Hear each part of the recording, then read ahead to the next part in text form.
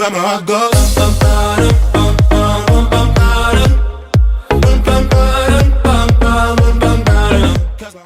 Alright, so for this video, Year 12 PDHPE, Core 2 Factors Affecting Performance, we are looking at our recovery strategies. So on the left-hand side of the syllabus, the recovery strategies we're going to go through today, there are 4 of them, and they all have a distinct role. The 4 being physiological strategies, neural strategies, tissue damage strategies, and psychological strategies. On the right-hand side of the syllabus, we're going to research recovery strategies to discern their main features and proposed benefits to performance. Let's go. So before I start, on the dashboards, you need to understand the purpose of recovery strategies being that recovery strategies all aim to return the body to a pre-training state, free of injury, and ready to perform optimally again. So recovery strategies not only get implemented in between training sessions, but they also get implemented obviously post-event as well.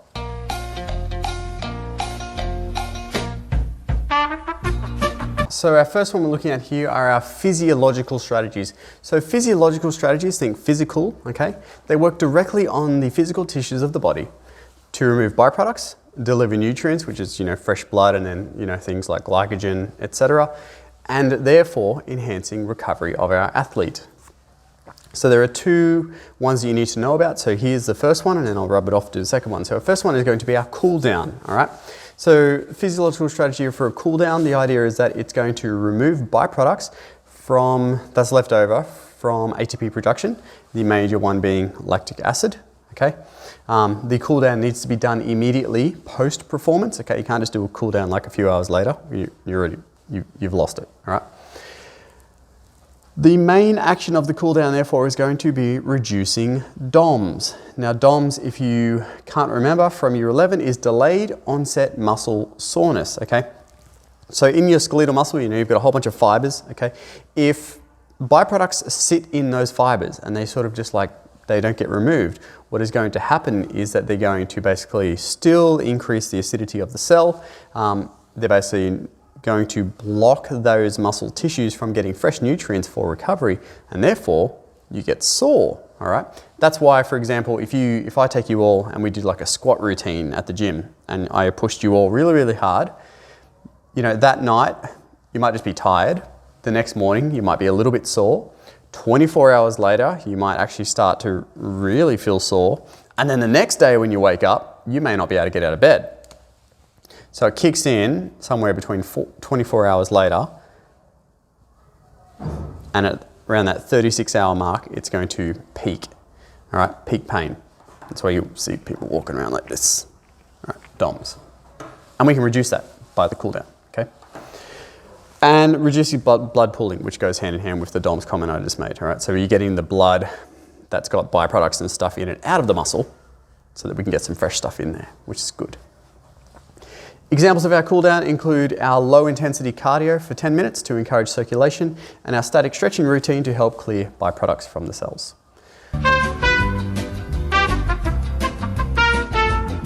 All right, so our second physiological strategy is hydration, all right? So we know that hydration is very important for our cellular function.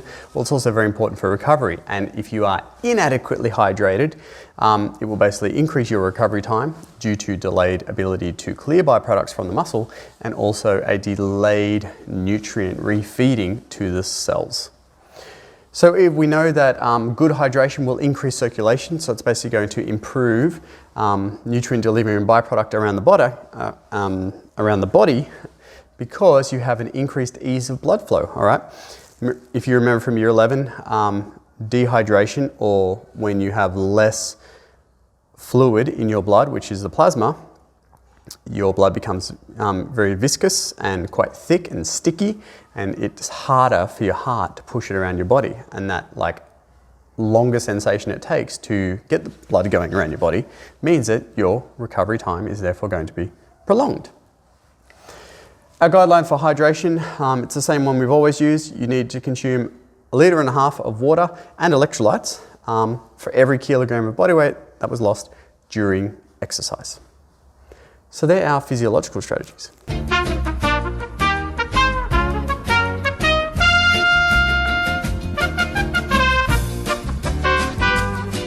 So the next one we're going to address is neural strategies, okay? So neural strategies, very simply, they work on the tissues of the body like physiological, but they also help the nervous system recover. And I wrote signaling there in brackets. If you do a lot of intense activity over time, your central nervous system, your peripheral nervous system will become fatigued. Right? It's tiring sending signals to your brain and to your body to be coordinated during performance.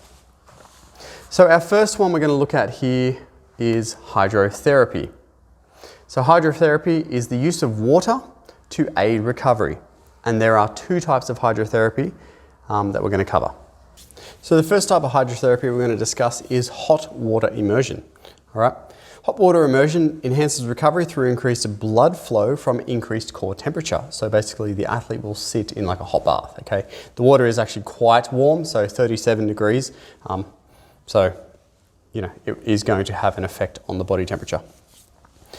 The hot water immersion, or the hot water specifically, will cause cells to vasodilate. So you need to be comfortable with this word. And if a cell vasodilates, it basically means it opens up, all right? It's why on hot days, your arteries and veins and stuff will come to the surface of your skin. They vasodilate, so they're opening up, they slightly enlarge to enable greater cooling effect from evaporation. So anyway, vasodilate. And if the cells are vasodilating, that therefore better enables byproduct clearance and nutrient delivery. So getting the bad things out and getting the good things in. Hot water immersion is commonly used in conjunction with cold water immersion to create something that we call contrast water therapy, which is here. Contrast water therapy is cycling between hot water immersion, cold water immersion, okay? Back and forth, back and forth. Not like instantly, it's like 5 minutes in one, 5 minutes in the other, 5 minutes in one, okay? So what it's going to do, it's going to further increase the recovery effectiveness from hydrotherapy as the cold component causes the cells to vasoconstrict. So opposite to vasodilate, vasoconstrict, which means that they close. They don't actually close up, but they have a tightening effect, forcing byproducts out of the cell. Then you return to the heat to open the cells back up to deliver fresh blood and nutrients, etc. So basically, you hop in the hot water to open the cells up, allow circulation to try and get rid of some byproducts, put some good stuff in. You then jump in the cold water, and when your cells then vasoconstrict, it's just going to push any excess bad stuff out. Then you hop in the hot again, opens the cells up, puts the good stuff in, etc., etc. So that's hydrotherapy. We've got one more neural strategy to discuss.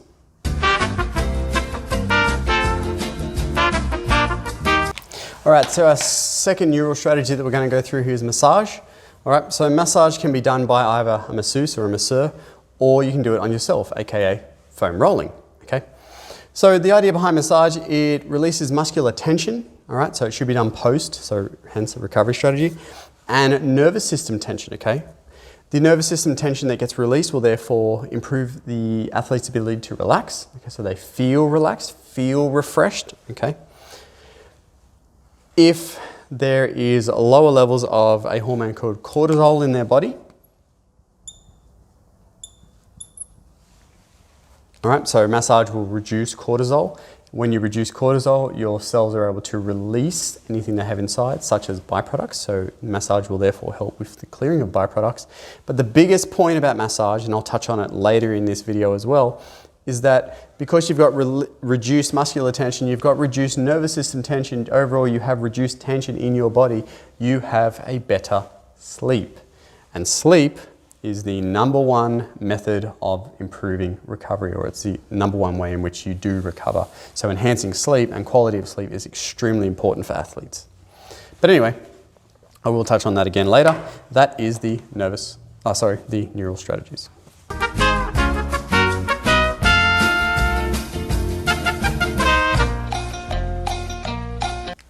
Okay, our third one, tissue damage strategies. So tissue damage strategies specifically target the soft tissues of the body that are damaged either from training, so aka micro tears, and that's part of the reason why you experience DOMS in the first place, is because there's actually damage in the muscle cell, so that's part of the soreness, or from injury, all right, to another extent, all right. So these strategies are the ones that are going to mainly focus on our muscular tissue repair and regeneration and connective tissue repair and regeneration. So the first one here is cryotherapy. So cryotherapy, in the common example, is cold water immersion, so CWI, so opposite to hot water immersion. They also these days have these booths, and I can't think of the name of them right now. It's on the tip of my tongue, but I just keep forgetting it. But you know, you step into a booth and it just like shoots basically like liquid nitrogen out of the body, and someone actually died in one because they didn't turn it off or something anyway. But they do the same thing, okay? So my example here is an ice bath for 5 minutes, which you should remember. But anyway, the idea is that by reducing body temperature, so now opposite to hot water immersion, what we're going to do, we're going to reduce inflammation in the body, okay, or specifically the soft tissues that are sore. We're going to reduce pain because we know that decreased body temperature and ice is very good for alleviating pain and clearing byproducts, obviously from the vasoconstriction effect. Then, when the athlete leaves the cold water immersion or the ice bath, they then get like the benefit from the body bringing itself back up to temperature, fresh blood, fresh nutrients go into the cells, enhance recovery, etc. All right, so all these methods really sort of work the same way. They're just more effective at one or the other. Now, the other thing I'll also say about cryotherapy is that you don't have to hop into an ice bath. So like a lot of like league players or like teams will go have ice baths after their game. But let's just say you're, I don't know, a tennis player, you've got tennis elbow, okay? You can literally just dunk your arm or this part of your arm into an ice bucket for 5 minutes, all right? And take it out, get the same effects, all right? The other tissue damage strategy is compression garments, okay? So I'm sure you've all heard about like compression garments by now, skins, etc. The skins and like 2XU, they're all sort of designed to mimic like medical grade compression garments. They're really not as effective as those because, you know, the medical ones are sort of designed to alleviate really, really bad circulation issues. The idea behind them is the same idea with cryotherapy, is that by tightening, you know, on the outside of the skin and squeezing, you're going to reduce blood flow to the limbs with the intention of mimicking these effects, okay? So you're trying to actually achieve vasoconstriction, therefore reducing inflammation, reducing pain, and clearing byproducts a lot quicker without actually having to get cold, okay? You need to be aware they are not as effective as this.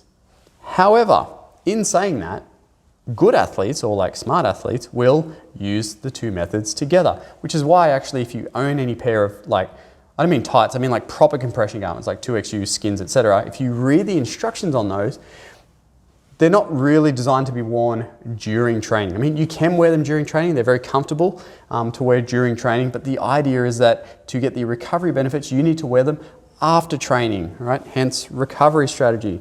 So good athletes will actually go and do their ice bath, or they'll ice their particular parts of their bodies that are super sore. Then after their ice bath, they'll get changed into their compression garments and then they'll sleep in them, right? So not only are they getting the benefits of this, then they're also getting another 8 to 10 hours benefits of wearing the garments while they sleep. So that is tissue damage strategies. And we have one more.